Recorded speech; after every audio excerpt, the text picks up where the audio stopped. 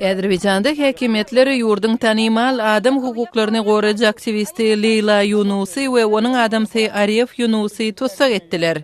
28 aprelde howpsuzlyk güýçleri er aýaly Bakunyň aeroportunda sakladylar we ýani olaryň öýüne dökdiler. Yunus häkimetleri özüniň içalaçylyk işlere baş goşanlygyny görkezmek üçin hereket etmekde aýplady.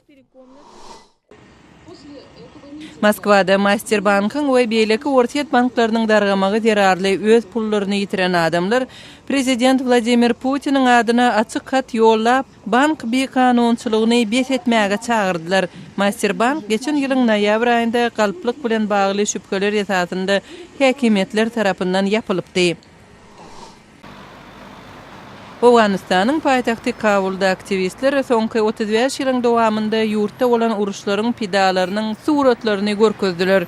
Bu demonstrasiýa 1978-nji ýylyň 27 aprelinde Owganistanyň prezidenti Sardar Dawoodkhana garşy amala aşyrylan kommunistik agdarlyşygynyň ýyl dönümi münasibetli geçirildi. Aktivistler harby jinaýatlere baş goşanlaryň jogapkärçilige çekilmegini talap etdiler. Täjikistanyň paýtagty Duşenbede Gurhany okamagyň usatlygy boýunça milli bäsleşlik başlandy.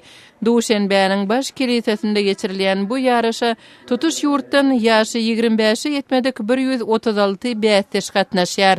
Gurhany okamagyň usatlygy boýunça bu bäsleşlik Täjikistanyň Islam institutunyň guramaçylygynda geçirilýän 2-nji ýyllyk çäresidir. Siz günüň täzelikleri bilen tanyş boldunuz.